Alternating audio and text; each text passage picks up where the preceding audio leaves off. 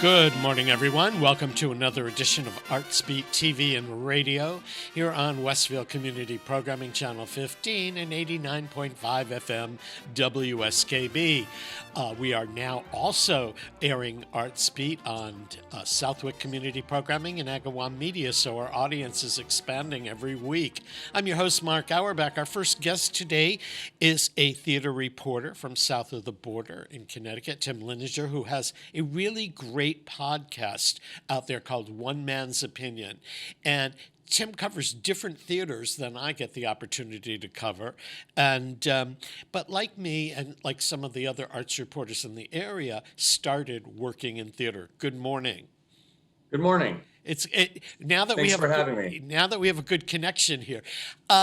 First of all, your podcast is called One Man's Opinion, and I know that you're a print journalist for the Journal-Inquirer in Connecticut. What made you decide to develop a podcast series? Well, it was something that I've been stewing in the back of my brain for years. If you're able to see the origin date as to when I created that YouTube page in which I stream my podcasts, it goes back years. It's just something that I created and had set aside because I knew the name wasn't being used. So, and I didn't want anybody else to take it. So I said, all right, I've got it. And once I have something that I can use, I know it's there. But for a few years, I've been doing reviews for the Journal-Inquirer, and due to budget issues, I couldn't do reviews as frequently as I do them now on YouTube. Because they were making cutbacks. So I decided, well, I'm not going to do reviews for the Journal-Inquirer anymore because they can't afford it. So here's my opportunity to create my own medium, basically. And do you have a studio where you produce this, or do you sit in the kitchen table or in front of a laptop? Right where I am right now at the dining table. I have a Yeti microphone and I use Audacity audio and Vegas video editing. So that's all it takes. And then I get all the imagery, all the photographs for all the production photos from the production company. And unlike a print review where you only get maybe one or two photos, I use everything they give me and I encourage them to give me more. Especially what's great is when someone will give me a video of the rehearsal of a little clip of their production. That's the best. Definitely. I mean, I've been following it for a while. I had been writing for the Westfield News, and the Westfield News is now part of Mass Live and the Republican. And so my reviews, I cut back on the number of reviews I was doing for them, and I do still review quite a bit on air for Pioneer Valley Radio. But,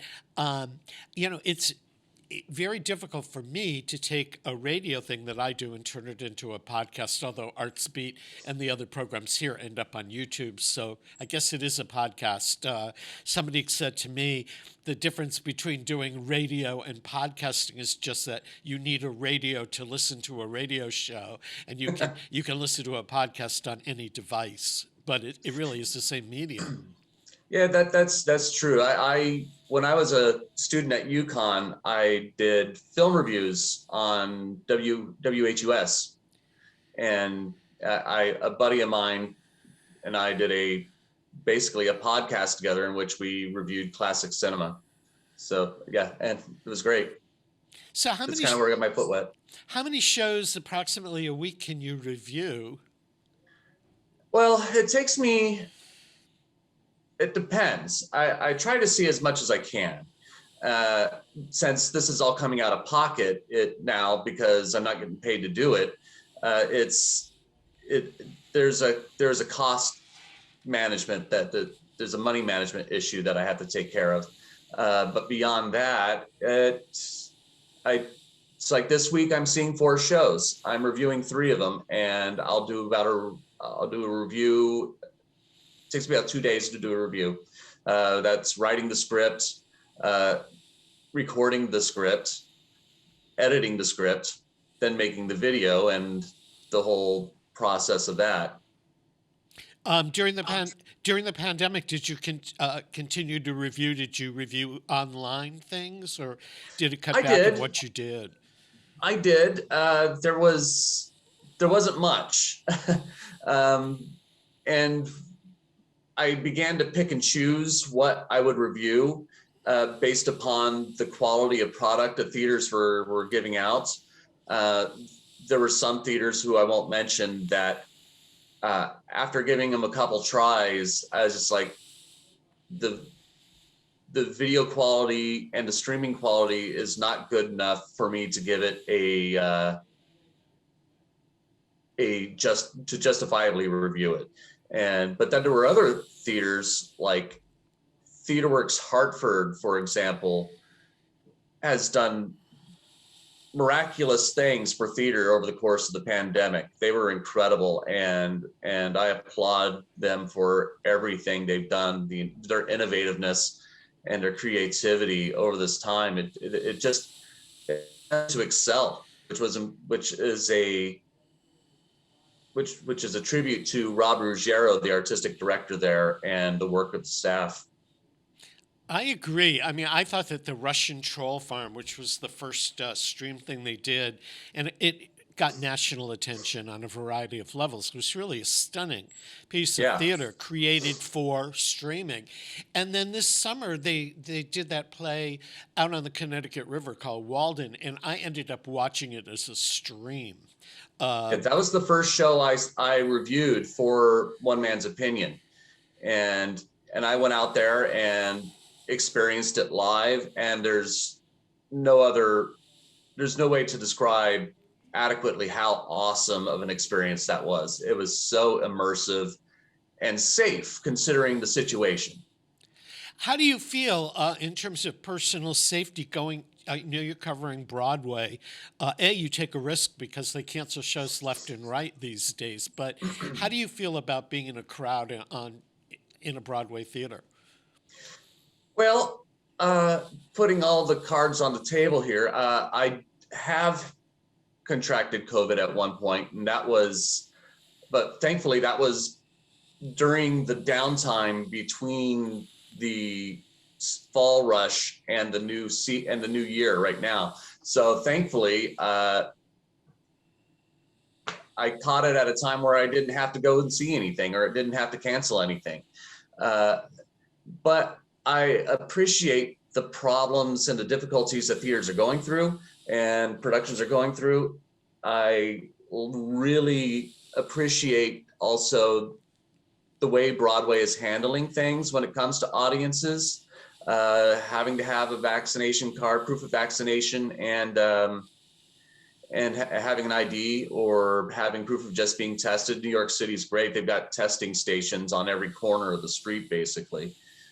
So yeah, you can get tested, prove you're not contagious at the moment, and go see a show. And you have to have your mask on the entire time. I think it's a great policy. And considering the struggles that performance companies and of any kind, whether it be bands, music, theater, ballet, concert,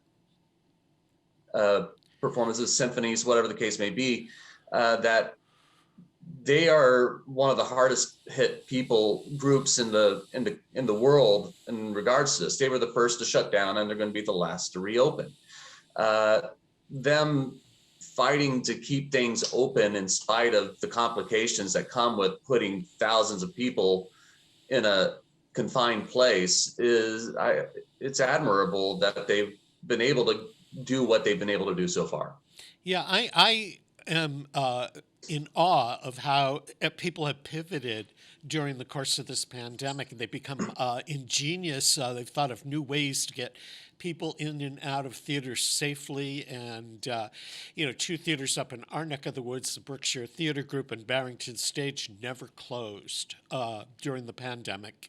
They were very Right. fortunate because a donor who had passed away, the family had donated $1 million plus to each theater to maintain their staff and keep operating. And Barrington Stage did theater under a tent outside, and Berkshire Theater Mhm. Group did a winter play outdoors, a holiday memories where if you could tough it out, it was, in the teens and wind, but there was a live performance, and audiences were really appreciative of the fact that it was there.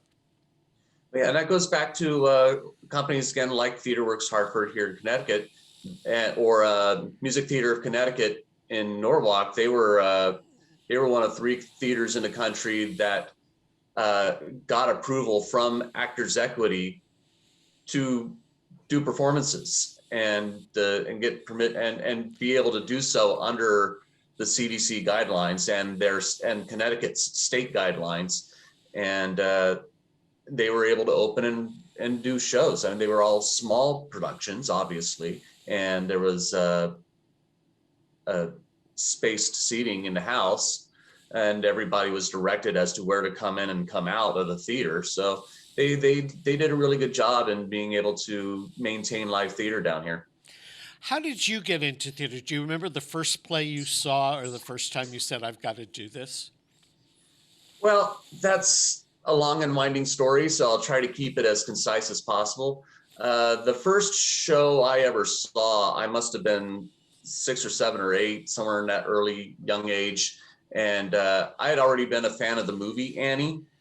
And I had seen an advertisement about it being performed in Moreno Valley, California, where I was growing up, and begged my grandmother to go and take me to see it. And I hadn't realized that stage theater is not the same as a movie.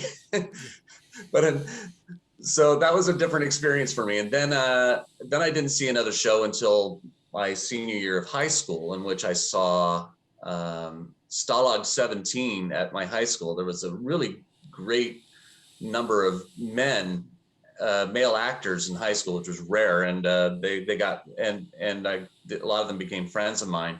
And then I studied theater in college, and I went to the American Musical and Dramatic Academy in New York City, studied there for 2 years, and off and on performed around New York City for 10 years before coming up to Connecticut to study journalism.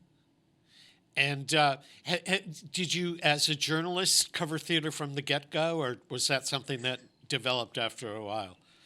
Well, when I moved here to Connecticut, I wanted to be an arts journalist. I wanted to be an arts journalist. I didn't know if criticism was going to be a part of it immediately, but I had hopes. And Lauren Yarger, who is a theater critic, also, she used to write for the JI, and she left there, and that happened just before I came on. And I came on to the JI as a news reporter. I came on covering town news and that kind of thing. And once the dust had settled after Lauren left, I said, I can do this. I have the training, I have the education, I have the background.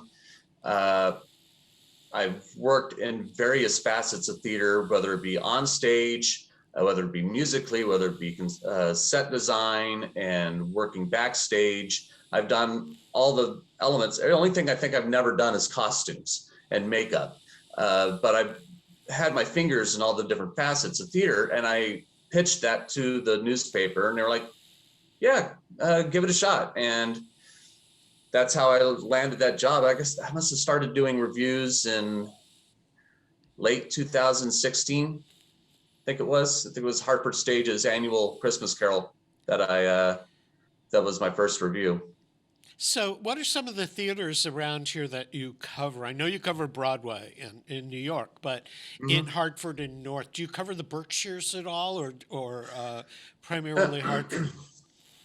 Yeah, travel is a thing. I do have a 9 to 5 job as a reporter, and so I have to manage my work time versus travel time as to how far I can go to go to an evening show, unless it's on the weekend. But right now, my coverage is professional theater in Connecticut and New York. The New York stuff I try to keep on the weekends, so I don't run late. There was one time I went to a show in New York, and the curtain was just rising when I sat down because it took me 4 hours to get in versus my usual 90 minutes. Uh, but but no, it's right now it's professional theater in Connecticut, and I try to see as much New York stuff as I can. As a member of the Outer Critics Circle, I try to see as much as I can there. Since Broadway Week is happening right now, it's a Mhm. promotion going on in the city where it's basically you buy one ticket, you get a second one for free, and there's all kinds of discounts at hotels and restaurants. People ask me, how do I get into the city and where do I park and what do I do? What about you? Do you drive or do you take the train? I do both. It depends on whether I'm traveling alone or with another person. If I'm if I and also what the traffic is showing. I try to keep tabs on how bad traffic is getting into the city. If it's really bad, I'll take the train. If I'm traveling alone, I'll take the train. Otherwise, I usually drive in, and I'll look at garage prices for the day and get the cheapest garage closest to the theater, and yeah, that's usually how it goes. And that is a lot of what do you call it, being detective because the parking prices in New York change every day, and sometimes you can find a great bargain within 4 or 5 blocks of the theaters, and sometimes there's nothing to be had. Yeah, exactly. I use my Spot Hero app, and they tell me what garages are near the theater, and usually it costs me somewhere between 20 and $30 to park for the evening. And do you have any favorite restaurants or places that you go before or after a show? uh, I love Becco's. Becco's is great. It's an Italian place on 46th Street, I believe, on Restaurant Row, and they've got a great pasta thing there where you can get 3 different kinds of pasta at a set price. It's fantastic. Any of the shows that you've seen in the last couple of months, if somebody were going to run in over the course of the next 2 weeks to see a show in New York, do you have any recommendations for people that may be going to Broadway once a year or twice a year? Anything that you've seen that you'd highly recommend to the occasional theater goer? Well, that's hard to say at the moment, considering so much stuff shut down because of the pandemic. Um, I'm at this point, I'm not even entirely sure which shows I've seen that are still open. Yeah. um, I The revival of Company is an obvious one. That was fantastic. I loved it. Uh, Probably the best. That's probably the best interpretation of what Company should be that I've seen, and it's fantastic. Uh, See, Trevor closed. Otherwise, I'd recommend Trevor. That's a great off Broadway musical. Thoughts of a Colored Man was a fantastic show, but that closed too. I mean, yeah, unfortunately, all the best stuff that I've seen outside of Company recently is closed because of COVID issues. Yeah, I mean, I always have this list of Clyde's things. Um, my hope Clyde's was a great play. Yeah, I'm hoping to. I like the Encore series at New Mhm. York City Center. I'm hoping to get in for that, and they're doing two kind of obscure musicals that I really would like to see. One is the Tap Dance Kid. I used the theme of the overture for that for the theme of one of my shows, and the other one is Cy Coleman's The Life, which comes Yes, later on. And Encores to me is it's a living history of musical theater where they practice for a week. They have their scripts in their right. hands, And you get to see a show that you're not going to normally be produced because it's either not commercially viable or it lasted for one or two performances but had Right, great music. We don't right. really have that other than at Goodspeed, which is kind to me, Goodspeed's sort of a history of a musical theater museum come to life. Absolutely. And I look forward to going back there this summer for their return season. I'm really excited about that.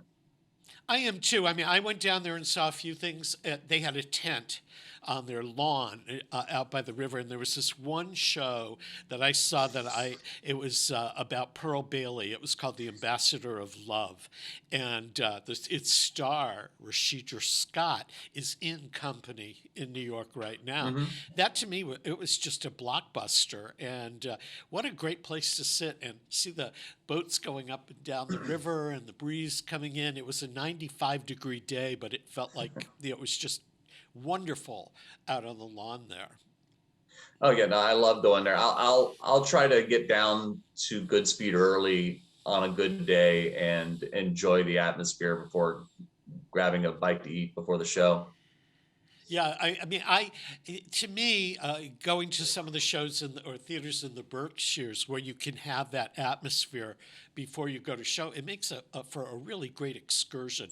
And Hmm. Goodspeed down in Haddam is just, it's just a great experience, no matter how good or not good the show happens to be. But watching the swing bridge and standing out on their balcony overlooking the river is Yeah. just a treat.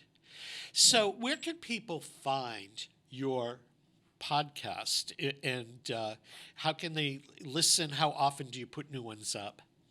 Well, it all depends upon the busyness of of that time of season. Obviously, the October November is really busy, and then in the spring, April is really busy because Broadway particularly they're getting all their new shows for the holiday season out, and then they're getting all their new shows for the awards season out. Um, as for Connecticut, they're each theater company is producing about a show every month or two, and there's easily a dozen professional theaters around the state, and there's a lot of them. And so I once things get going, I'm usually putting out 2 or 3 videos a week, usually, and it's like this weekend. Like I said, I'm reviewing 3 shows, so I'll have 3 shows out starting tomorrow because I saw a show down at Long Wharf yesterday, and I should have that review up tomorrow. You can find it on YouTube. Just go to YouTube and search One Man's Opinion, and you'll see it there. Um, I think I've got enough traction on my channel now that it's the first thing you hit when you search for it or come pretty close. You can also find my material as well as other Connecticut critics at the Connecticut Critics Circle website, which is ctcriticscircle.org, I believe. And they aggregate all the reviews for the organization there on the website. So you can see, get a link to my review on YouTube, and then you can also see what other people think about it. I also am on Twitter, and I have a One Man's Opinion Facebook page in which I post my reviews there also. So, to, people in the course of the next couple of days could see what you thought about Hartford Stage, which is the day that we're taping tonight is the press opening for Hartford Stage's latest show, which I'll be running off to later this I'll see afternoon. you there. I'll see you there. We always see each other at the other sides of the theater, and there's Right. I don't know how you feel, Tim. There is so much to cover that sometimes, I mean, I can't cover everything, and No, you can't. you know, It's impossible. You have to. I try to keep it to the professional shows. When I was writing reviews for the newspaper, I was reviewing some community theater in our readership region, and I felt really bad about reviewing community theater because I didn't like slamming and doing negative critiques of amateur performers. I don't think it's fair to them, and I usually pulled my punches, and it didn't help me as a writer much.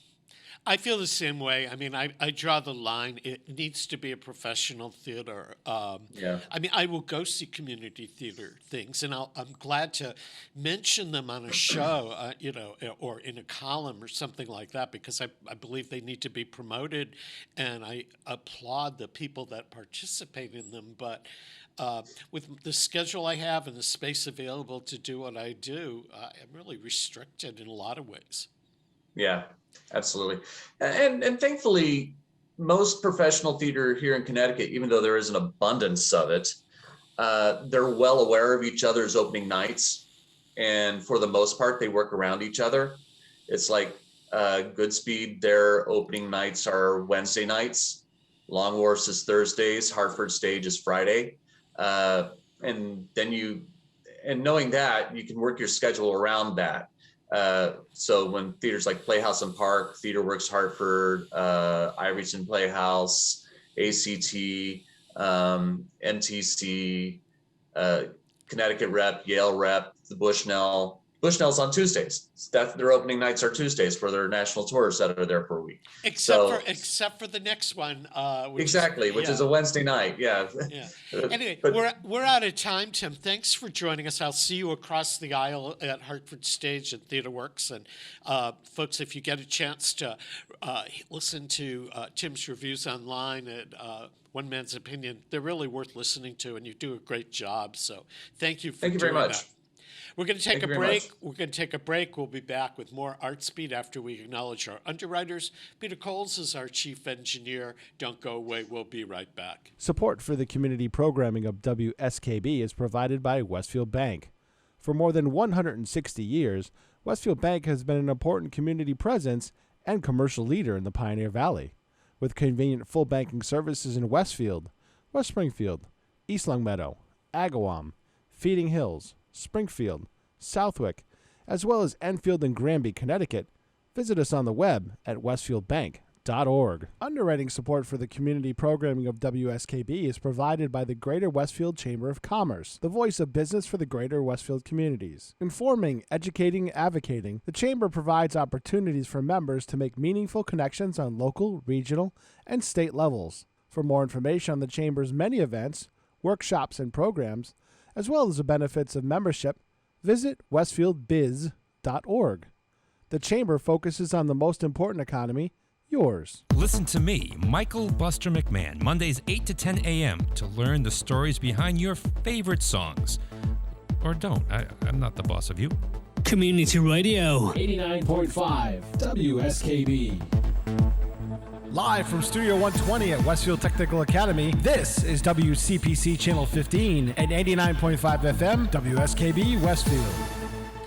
Welcome back to Artsbeat, everyone. I'm your host, Mark Auerbach. Peter Coles is our chief engineer this morning.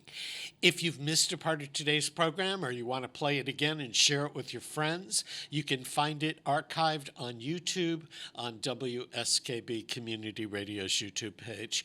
Just before all of our programming here in Studio 120 shut down during the pandemic and we introduced Zoom broadcasting, one of my last studio guests was Tracy Flater from Playhouse on Park. And Tracy comes onto the show regularly, and some of her other colleagues, and we get to talk by Zoom. I can't wait until the point when we can all get together and gather again in the studio, and I'm glad to have Tracy Flater here. One of the reasons is because Playhouse on Park is going to rock the rafters of West Hartford, so if you think you're traveling through an earthquake zone, it really isn't. It's the musical Five Guys Named Mo, which is the next attraction at Playhouse on Park. And And I've got to say, from a personal level, I saw it at the Bushnell in Hartford, and it was one of those shows I really didn't want to review, but I had to. And I sat down and think, well, it's 90 something minutes and it'll be over soon and blah, blah, blah. The minute it started, within 5 minutes, I was so swept away by it. And I've never been to a show before where audience members were jumping up and down and clapping and dancing. And Five Guys Named Mo celebrates the music of Louis Jordan, who was a saxophonist, an American jazz musician, who really is one of the fathers of R&B. So a lot of his music, which you may or may not know, it kind of is like the child of the rhythm and blues movement. So if you go to Playhouse on Park, you cannot expect to be seated for much of the show. You're going to be standing up and jumping around, and I think Tracy will probably lead the dancing. So first of all, welcome, and second, you must be excited to be doing the show. And your volume needs to go on. And I checked that before we started. So happy to be here. So good to see you. Although I too wish we were together in person. And oh my goodness, so thrilled to be producing this show. I, like you, didn't really know much about the performance, and it's been really challenging because normally we're in and out of rehearsals getting sneak peeks, but in our efforts to keep everyone safe, we're really limiting who's in the rehearsal room. So we're taking turns. Darlene has tested and gone in, and she's sending us clips by video so we can stay up to date with what is happening. And I was sharing some of that with some of my board members and staff last night, and we were all on our Zoom, just sort of already moving. So we cannot wait to be in the house next week. Cannot wait. Yeah, and it basically describe the show. I mean, it came out at a period of time where people were selling the prior show that was big was Ain't Misbehaving, which celebrated the music of Fat Swaller. A lot of people really didn't know who Fat Swaller was, but they knew the music. And it's the same thing with Louis Jordan and Five Guys Named Mo. You might have heard that title song, but there's another song in it, which I remember called Caledonia, which played on the airwaves every once in a while. It's just a real foot stomper. I was looking today, I was proofing the program, and it's amazing. There's like over 20 songs in this show, and I think some will be familiar and some will be new, but I do think it'll be a beautiful eye-opener to the music of Louis Jordan. And when you start to read his bio and you Google him, he had a phenomenal career working with all of the jazz greats, back in his day. So, from Ella Fitzgerald to Louis Armstrong. I mean, he was the guy. He was there. He was one of those legends.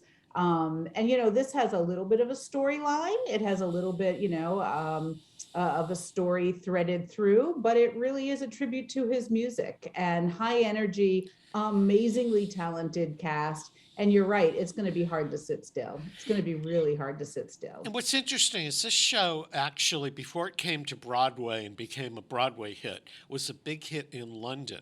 And I find it interesting that British audiences would find themselves drawn to American R&B like that.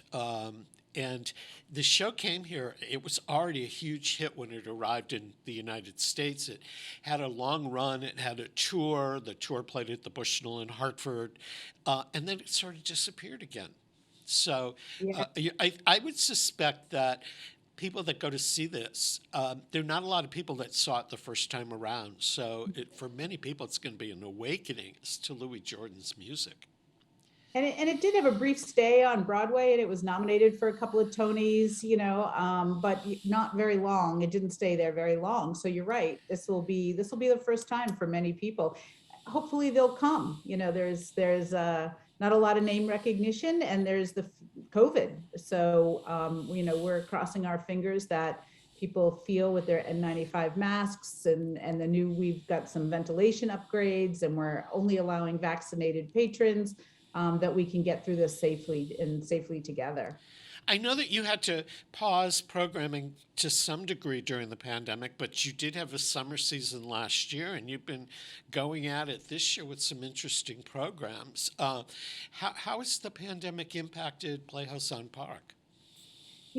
Yes, we did. I mean, we shut down in March of 2020, like everyone else. We made a commitment or an agreement, between our staff to do so, thinking it would be for 2 weeks, as you know, Mark. And 2 years later, almost here we sit. We really were determined to stay connected with our patrons, and in the beginning, it was really any way we possibly could: Facebook Live, Zoom. We reunited with past cast. Darlene was dancing every single day with, followers from all over the country. We had some little series that we produced.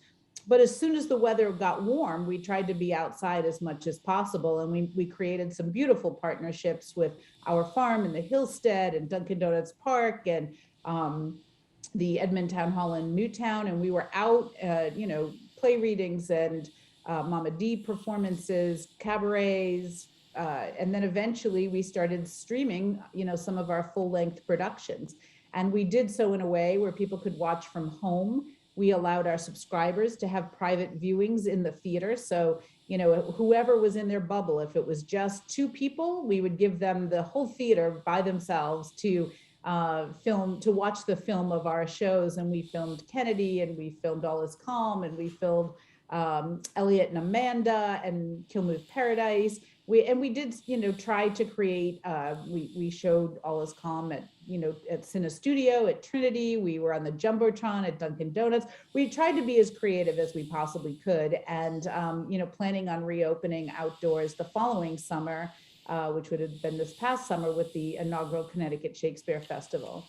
Unfortunately, we lost our home 5 days after a year of planning, 5 days prior to opening the festival at our farm.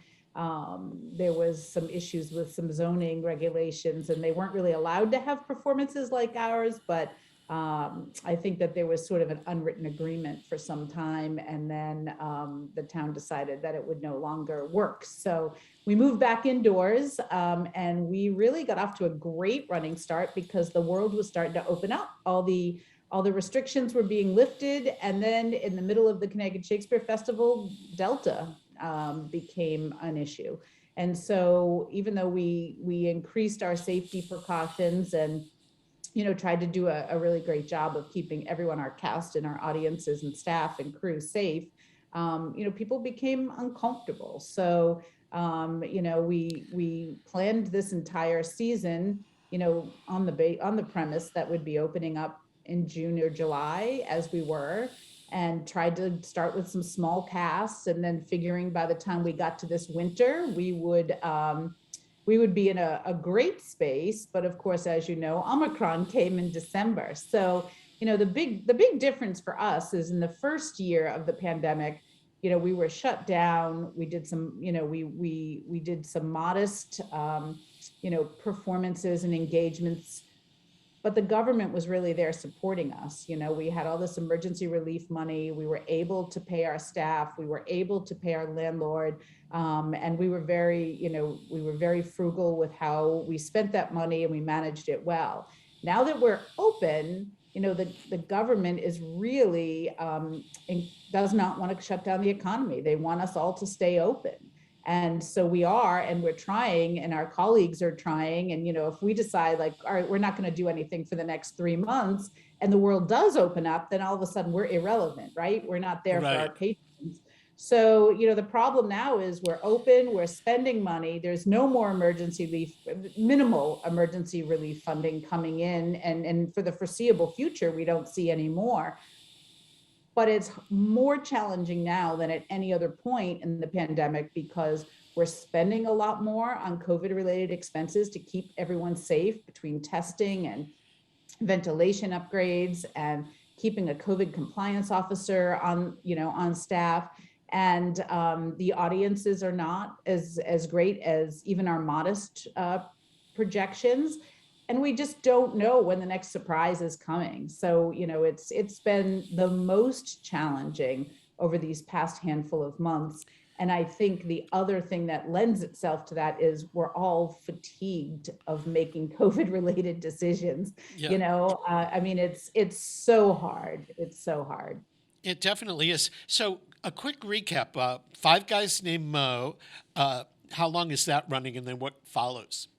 Yeah, absolutely. We open next Wednesday. Well, maybe I'm not sure if when this is airing. I'm sorry. So we open the 26th of January, and we're running all the way through the February 27th. We have 7 performances a week. There are 3 matinees: Tuesday, Saturday, Sunday matinees. We also have a couple of previews in the beginning that include a matinee. But we also have shows Wednesday through Saturday night. So we're really excited. Every Sunday has a talk back, few discount opportunities. Student Rush is $10, cash only. We start selling those about 15 minutes before curtain. And then we also have a lunchtime special with not a lot of people know about, but the day of the show, you can stop in the box office only between 12 p.m. and 1 p.m. And if there's tickets available, you can buy $10 lunchtime special tickets for, again, cash only. You don't get to pick your seats, but there's really no bad seat in our house. And it's a super affordable way to get to see the show. Our tickets are super affordable anyway, but between the preview, the lunchtime special, and Student Rush, there's really affordable opportunities. No, they're definitely affordable, and Playhouse on Park is right in the heart of West Hartford, so there are places to eat. It's easy to find a place to park. It's just a great theater experience. What follows Five Guys Named Mo? Yeah, so our partner and co-artistic director, Darlene Zoller, has a dance company called Stop Time Dance Theater. And it was they were actually in tech preparing to open in March of 2020. And it was postponed. We thought for 2 weeks, then we thought for 2 months, then we thought, okay, we'll just put it back into the rotation for the next season. Well, in March of 2021, we were not able to produce theater indoors. So her show is coming up this March, and it's called Divas, and it really is set in Vegas, and it is focuses on all the great divas of song, you know, Christina Aguilera, Whitney Houston, Aretha Franklin, that sort of thing. And I don't know if you've ever been to a Stop Time Dance Theater performance, but they have a major following.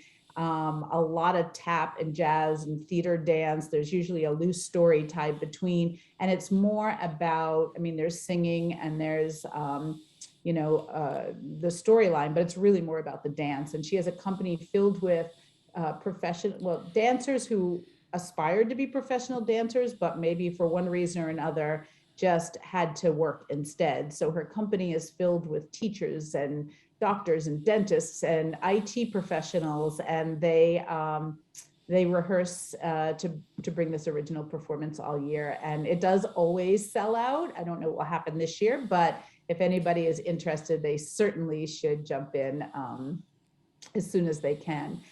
And then right following Darlene and Stop Time Dance Theater's Divas, our first theater for young audience performance in 2 years. And again, a show that was supposed to open in the spring of 2020 that we pushed ahead to last season. And we actually were planning on doing it this fall, but it didn't feel safe, and children were suddenly getting COVID, which hadn't been the case.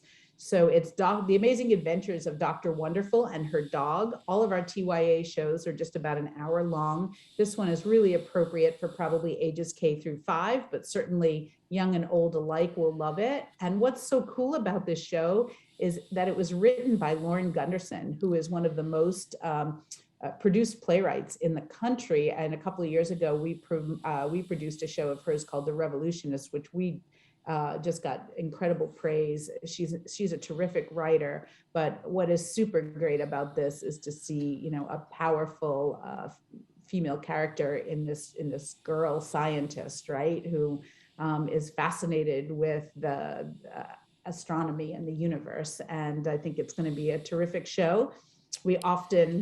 That's running for the general public April 23rd to May 1st, but from like April 19th to May 6th, we bring in field trips. And that has been our Literature Live field trip program is very, very popular, but has not been able to happen because obviously students haven't been able to travel and be in close proximity on a bus and be in close proximity in a theater. So we are talking to some school districts who feel that they are going to start to allow field trips in the spring, albeit they'll be much smaller groups. Yeah. So we'll have to try to raise even more money, because we subsidize those tickets.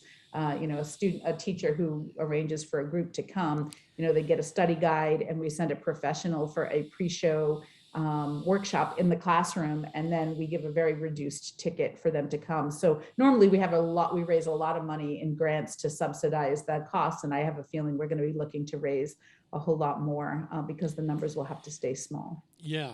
We're going to take a quick break, Tracy, to acknowledge the underwriters. We're going to come back and talk about two other shows headed to Playhouse on Park. And while we're taking the break, why don't you all visit their website, which is easy to remember, playhouseonpark.org.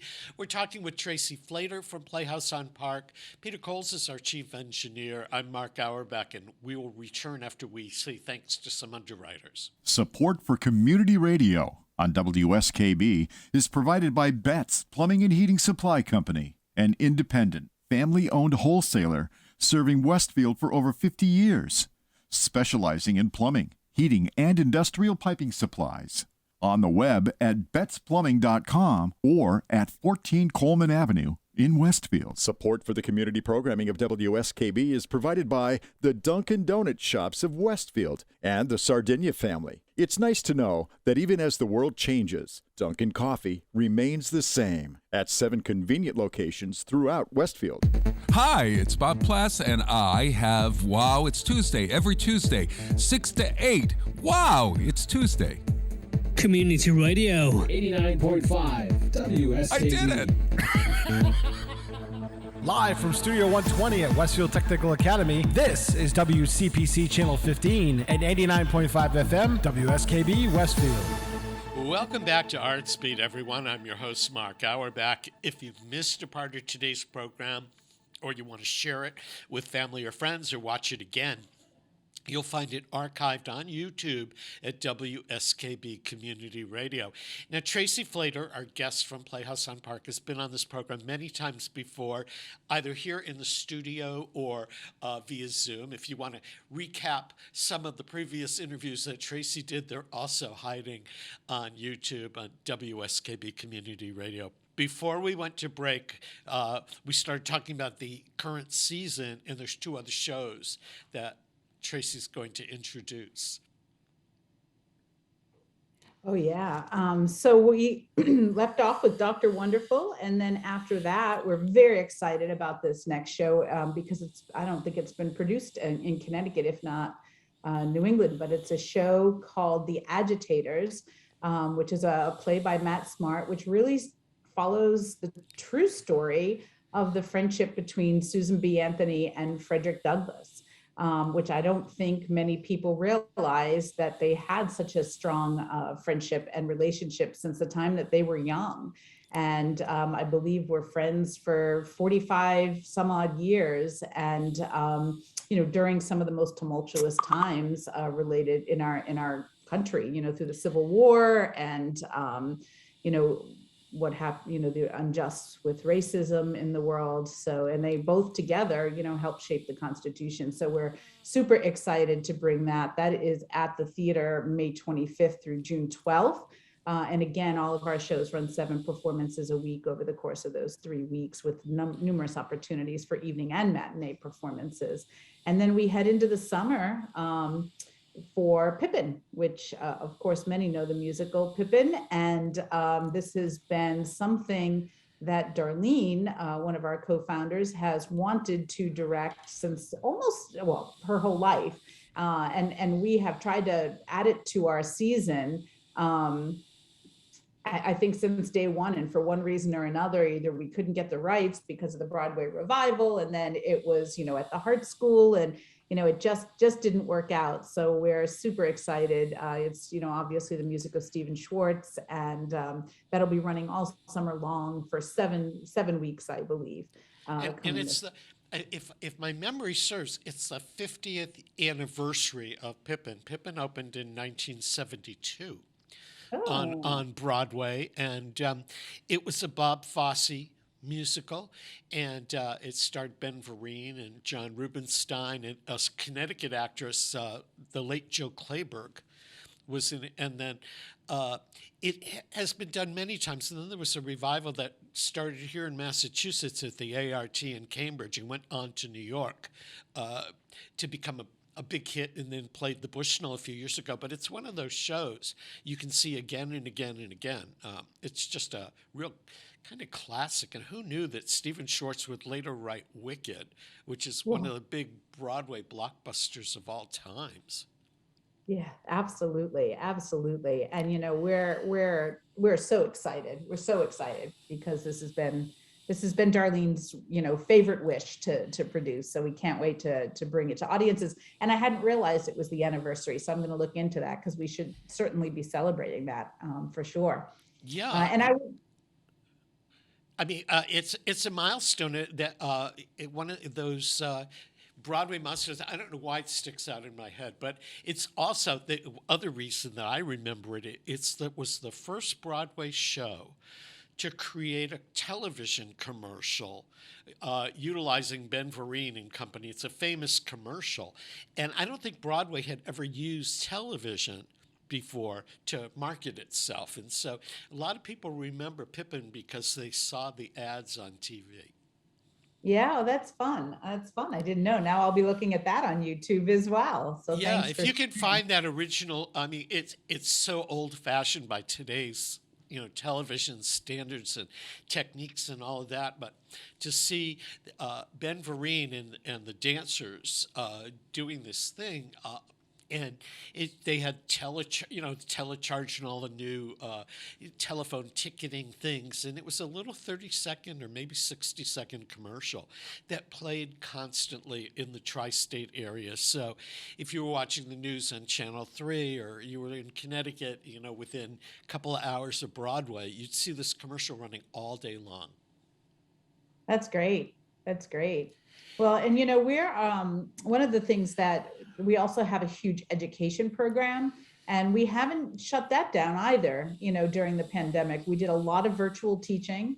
And then, the last 2 summers, we did a lot of in-person teaching. We tried to be outdoors when we could, or in larger spaces to keep children safe.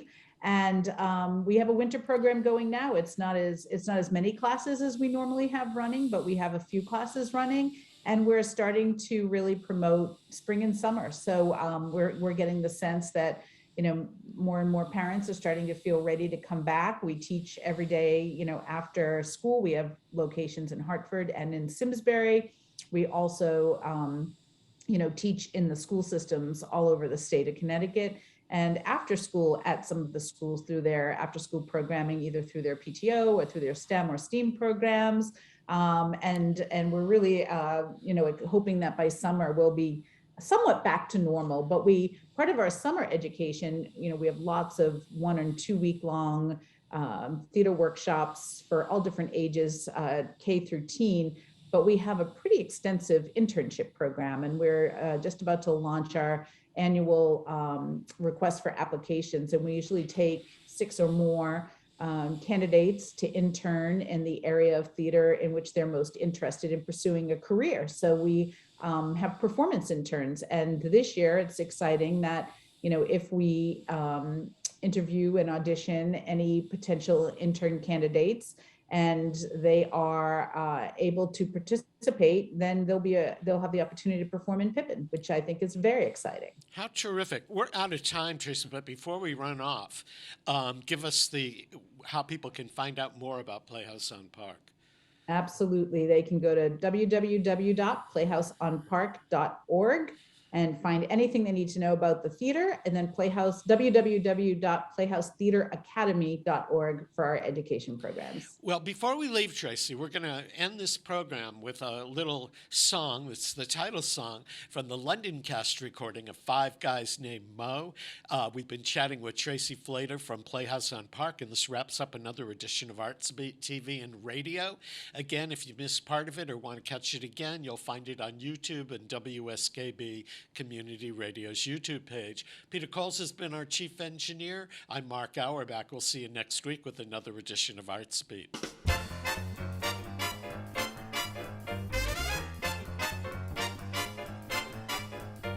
Let me tell you a story from way back. Truck on down and Pygmy Jack. There's Big Mo, little bitty Mo,